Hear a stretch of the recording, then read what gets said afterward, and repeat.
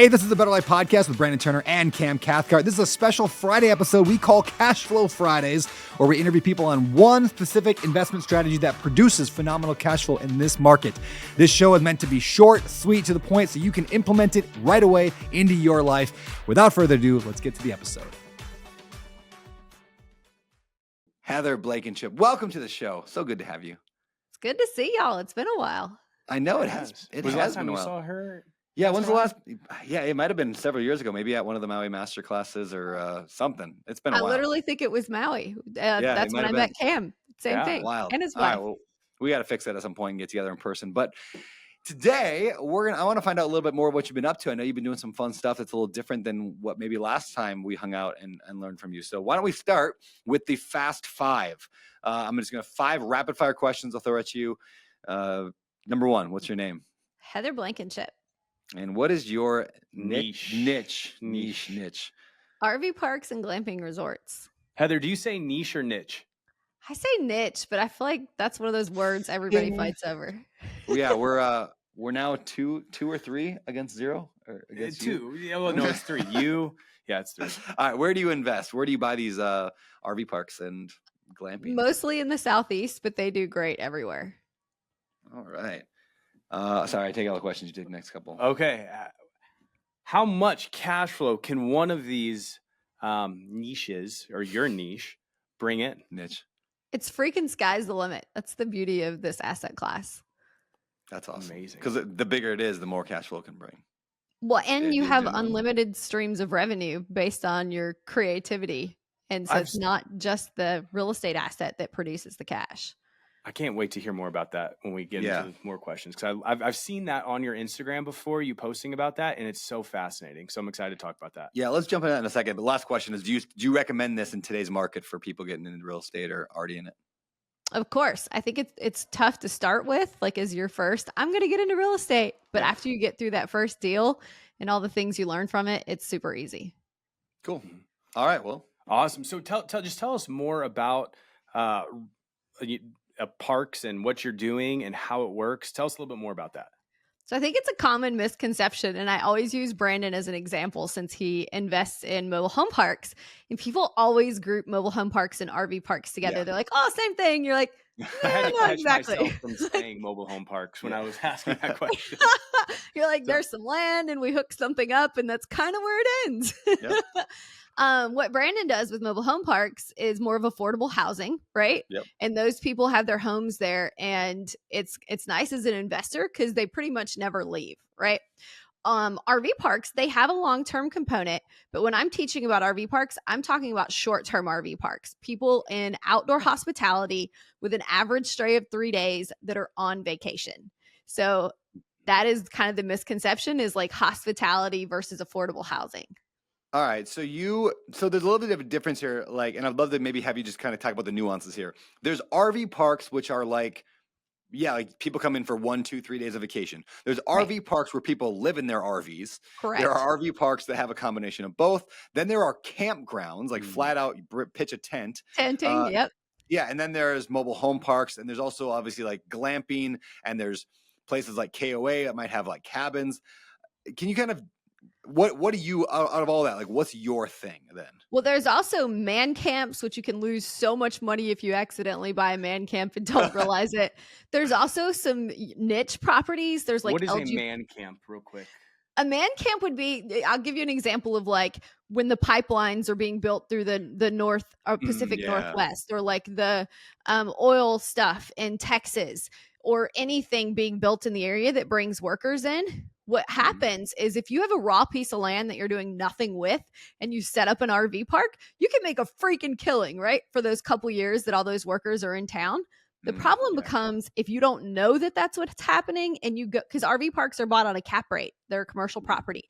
So if you take that income and you're buying it on a cap rate, but that business is going to leave when the pipeline's done or the oil job or whatever factory is being built, you have a piece of land that's worth essentially nothing then. So you can really lose your butt if you don't realize that.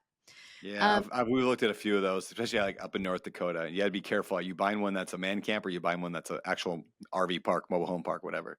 Yeah, we've gone through Exactly. that. And then same with the niche properties. There's LGBTQ parks as well as like nudist parks, and like they come up with all kinds of niches that attract people that are specialty parks as well. Now I know what niche I'm getting into. Yeah, exactly. I'm ready. The nudist park. So I had a buddy who he bought an RV park and it was the short 3 days. It was a campground really, and there was a river that passed by it, and so he did floating trips on it. And he absolutely hated it because he said he bought himself throughout the 6 months that it was open not even 6 months, 4 months it was open, 120-hour-a-week job. Yeah, how do you stay away from that? Yeah, you can get your butt kicked if you don't realize what you're buying. And I can remember when I was in the trenches, I bought my first park 13 years ago, and I had to run that first one myself. I got pregnant the first month that I bought the park. So like, I feel like I have 5 kids who've been pregnant the whole journey, and learning to run the park. People come in and they're like, I want to buy one of these when I retire. You're like, this is not a retirement job. So when you're evaluating these properties, to answer your question, you have to make sure that there is enough room for a salary. Otherwise, like you said, you have just bought yourself a job. Now, there's two ways to look at it. Some people really enjoy the type of work that's there because there's a wide variety of things that you can do at an RV park for a job. So if you go work your butt off for 6 months and you make some really great cash, you can go do whatever else you want for the other 6 months, and live in Hawaii or, travel around Asia or whatever it is. But if you don't want to do that, since most of us are looking for that financial freedom, you have to make sure that salaries for a workforce fit in your underwriting. And that becomes the problem with some really, really small parks. When people are like, oh, I'm looking at this 20-site park, there's no room for payroll. Yeah. And I think that's what he did, where he didn't really know what he was doing. And then he realized, hey, I've got to have people to drive the buses to and from the drop off for the floating. I have to have somebody run the general store. I have to have a maintenance. And so he got in way over his head by doing this, and ended up living down there all summer long, which was not the expectation when he bought it. So did he continue with him? No, he sold it. I wonder, for a loss. Like, what's sad is like, not sad, maybe he found something else, but like the learning he would have got from that, like to how to do it better next time, he would have done way better next time. Yeah. Sometimes we make stupid purchases and we're like, oh yeah, I wouldn't do that again. But so that's what I always tell people. I'm like, you're not failing, you're giving up too soon. Because if he'd had to do that another summer, he would have come up with some SOPs to have someone else running those spots. Mm-hmm. Yes, that's so true. All right. So how are you finding these properties? Like what does that look like? So there's some really interesting niche websites for it, like mobilehomeparkstore.com. They have rvparkstore.com, Parks and Places, Campground Connections. They're kind of marketing sites that people put their RV parks on for sale. But the regular Crexy, LoopNet places that you find commercial real estate, they're going to be on there as well. However, as investors, we know cold calling and mail outs and building those personal relationships are always going to get you the best deals, because it's an asset class that you can definitely get some seller financing options in there if you build those relationships and negotiate it right. Yeah, I was going to ask question is what kind of financing can you get? Can you get traditional bank financing? Will banks lend on a thing like this? Yeah. So I've had the best luck with small banks and credit unions, as in local banks and credit unions. Yeah. We say local, we don't mean your local branch of Wells Fargo, but a local or regional bank that's only in that area. But they're loaning at about 70%. I've seen some 75%. So sometimes that's a bigger chunk for the down payment. So we usually try and negotiate a portion of seller financing mixed in with that traditional lending. Can you get, like, let's say there was a deal. Have you ever worked this way where it's like, hey, the bank will do 70% and you got a seller to do 25% and you're in for 5%. Like, is that a doable strategy? That's exactly it. Yeah. If you can pull that off, like I love that strategy. Yeah, because it's most of these parks, because they're 88% owned by mom and pop right now. And because they haven't been highly institutionalized yet. The big guys haven't come in and bought them all up. So mom and pop, a lot of times they've been in their family for generations. And so they don't always have debt on the property, but mom and pop usually live there. So they do need enough money to be able, in cash, to be able to leave and like go do whatever it is. So that kind of that relationship building is figuring out what is it that you need? What are you trying to do next? And convincing them even it's better for you tax wise to not get all this money at one time. What are you planning on doing with this? So those conversations work really well since the asset class is so mom and pop saturated. Yeah, that makes a lot of sense. And are you able to cash flow these from day one? Because I know with some people that I know that it's like, hey, we're buying a place that doesn't have a good online presence and their systems are all, and it's going to take a year to turn this around. Are you able to find things that are cash flowing day one, or does it take a while to kind of turn the ship around? So it really depends on the park. So I like to talk about like my low hanging fruit and then my Capex, right? And as we know, as commercial real estate investors, Capex takes forever because we need permits, we need really great contractors. It's just never as quick as we think it's going to be. So if the project is really Capex heavy, we're probably not cash flowing day one. But a lot of times there is Capex, but it's not Capex heavy on the way that we're going to make more money. Because like you said, a lot of times it's a really great website with really great software that adds online bookings, and you've got your dynamic pricing added in and some occupancy optimization with your software that will literally cause you to make, 30-40% more money overnight just because you've organized the way you're operating, and they've been, operating on pen and paper or with a spreadsheet or really outdated software. Mm-hmm. So the software and the marketing go a long way to get you cash flowing up front. Awesome. What are some other kinds of like Capex that you might face if you're trying to buy a RV park? Dude, sky's the limit. So because they're not just like the pad and the home, think of it like a resort. Think about all the things that you could have. You've got the roads, you've got the office, you've got, if we back up and we talk about streams of revenue, your brain's going to just be going off with alerts on where your Capex coming from, right? So not only do you have your site income, so you got to make sure your sites are in really great shape, whether they need more gravel or they need repaved, or your electric boxes up to date with 30 and 50 amp service. So that's your main source of income is those sites, right? But in addition to that, your camp store can bring in hundreds of thousands of dollars a year because you have this captive audience and you've got hundreds of people, if not thousands, depending on the size of your park, as this captive audience that are buying, anywhere from necessities that they need for their RV because, oh crap, I forgot my water hose at the last stop or my sewer hose broke. Their kids want all the candy. They want the ice cream at the end of the night. They want their souvenirs and their t-shirts, right? So there's your next stream of revenue. What's your camp store look like? What kind of inventory do you need? Then you've got food services. If you're in a tourist area and you have tons of competition, your food services is probably minimum. Maybe you've got a pizza kitchen or you're selling hot dogs and hamburgers. But a lot of these places, you got to drive quite a few miles to get somewhere else. People have full-blown restaurants and they're killing it. If you go to Wisconsin, you're basically operating a bar. Those people have bars at their campgrounds. So you got food services. We all hear Cody Sanchez talk about how much money laundromats make. RV parks have their own laundromat. So you've got your washers and your dryers. Are they updated? Do you want them to have QR codes to scan, or are you dealing with quarters? We could keep going. Golf cart rentals. And it's just sky's the limit on how creative you can get with these streams of revenue, but that adds to your Capex. Beautiful. What is an example? And we're trying to show people you can cash flow in today's current market. So what's an example of like a current deal that you have done? And what are the numbers like on that? And what is it cash flowing? Yeah, so some of the things I'm liking in today's market is those smaller parks that we were talking about. It's really hard to cash flow because you can't afford a payroll.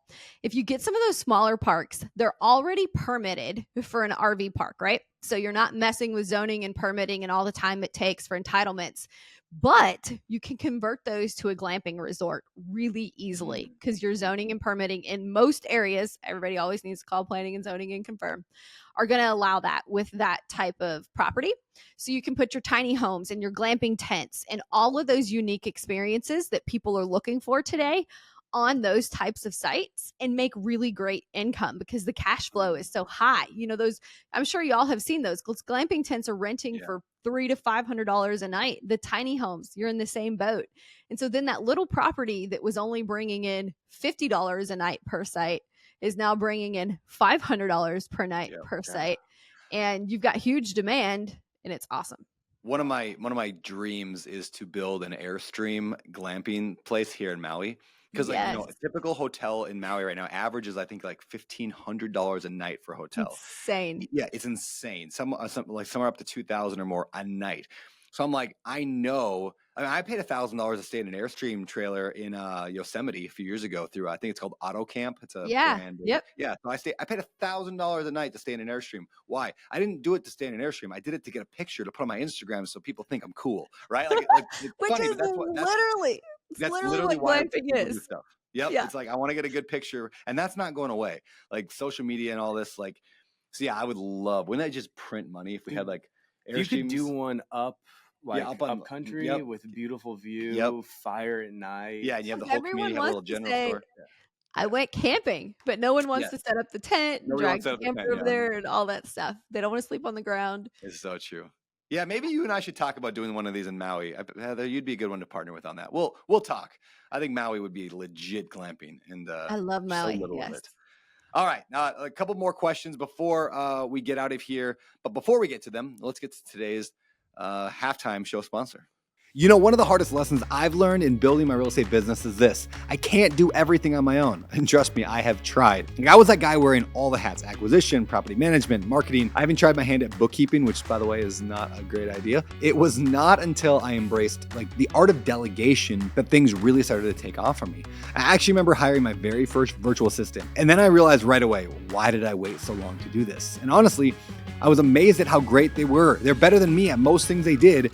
And in fact, that first VA is still with me today, 10 years later. Now, suddenly I had time to focus on bigger picture things, scaling the business, finding more deals, and honestly spending more time with the family.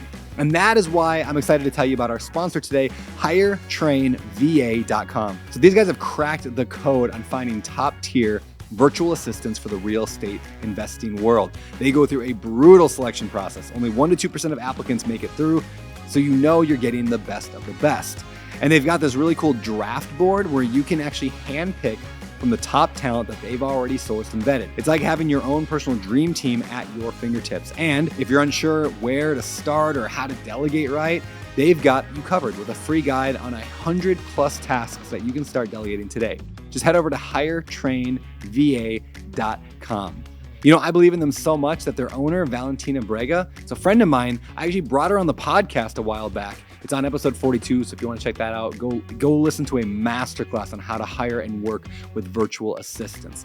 So hey, if you want the fast track on hiring your first VA, but you don't know where to start, just shoot me a DM over on Instagram with the word delegate. Just delegate, and I'll hook you up with some of the same resources that transformed my business. Stop wearing all the hats and scale faster. Hire a VA, free up your time, and scale your business. Go to HireTrainVA.com or hit me up on Instagram with the word delegate. It's time to take that next step in your business. Now, back to the show. We're back. Hey, do you have a brand name that you do with all your campgrounds and all your stuff, or do you keep the name that was there originally? Or are you trying to build like a nationwide brand? I don't have a brand, but my team has been working on that, so coming soon. So yeah, I imagine there'd be value in that, like where people are like, oh yeah, I just like for my wife and I, we always just stay at KOAs when we camp. It's like we just go to a KOA campground because I know what to expect. I know what there's gonna be a nice camp store. They're gonna have candy and like it's not gonna be a weirdo knocking on my tent in the middle of the night. So like that's just what we do. And so yeah, I'm a huge branding guy. So when people are like, oh yeah, I'm gonna go to one of those the Blankenship properties. Like I love those ones. Like yeah, but you're the king of branding, right? I can remember sitting in Maui Masterclass listening to you come up with Instagram names for people, and y'all, Brandon just spits them out like one after the other, It's a very unprofitable skill set to have, but I enjoy it. Well, the guy we talked to yesterday, his entire his whole brand business is off of what you suggested. Yeah, we interviewed a guy named Miller McSwain, he's a cool guy, but he once drove me. I put a thing on my Instagram and said, hey, I need a ride to Colorado Springs from the airport. Anybody around? And he's like, I'll drive you. So he drove me and we talked about his business, and he mentioned he was a rocket scientist, like literally it was his job. And I'm like, dude, that's a brand. It's like, it's not rocket science, it's real estate. And so he totally went with it. And that's his brand now, is it's not rocket science. I love that. That's perfect. Yeah, I get paid nothing for this, but I love doing it. Anyway, Heather, a couple more questions. I got a bunch. You can go. Yeah, go for it. All right. What would you say is the secret to success in RV parks and glamping? If you had to summarize a secret. So it's all customer service. So when we think about real estate, we don't always think about customer service. And when you're buying something like an RV park, it is this perfect mix between cash flow and appreciation, because you've got that real estate asset that's valued on a cap rate, and you've got all this income coming in from the business as well as, the ground itself. But with that comes tons of customer service and managing employees. Kind of like Cam was talking about his friend who forgot to think about the employee part of it. A lot of times as real estate investors, we might be used to the idea of like a maintenance guy and maybe a cleaner, but we don't think about beyond that. And so I think that's one of the toughest things and hurdles for people to get over when they're getting into it, is that you need that customer service and those employees. Yeah. Love it. Makes sense. What do you see as like the future of this niche, like moving forward? Niche. Yeah, it's been in this niche. It's been really interesting to see the campgrounds start to evolve with the electric vehicles, because the electric RVs have started to roll out a couple years ago. I haven't seen a whole lot of them on the road yet, but kind of like when the Teslas first started coming out, we didn't see a lot of them. There was a lot more hype and talk about them before they all now they're everywhere, right? Yeah. And RVs are the same way. You're starting to see the parks convert, or at least have a site or two with an option. So I'm really excited to see how they jump on that trend and see where that goes. Can you charge a electric vehicle with a camp 50 amp like power you need an adapter, but yeah. Okay. Is there anything within this this niche that you are that you'd be worried about, like in the future? Like, are there any legislation that could be passed, any sort of disruption that could happen? And so it's interesting. The disruptions that have happened over the 13 years I've been doing this were things I wouldn't have thought of. No different than none of us dreamt of COVID, right? Yeah. And so I don't think they're things we can dream up. I used to be on the national board for the association, and I went to Congress and lobbied with different legislation groups on different issues related to the RV park industry. And as much as I am pro-business, when Trump put the tariffs in place for China, which there's pros and cons to all of that, right? But what we didn't realize was how much more that would cost all of our parts for our infrastructure and all those things overnight, right?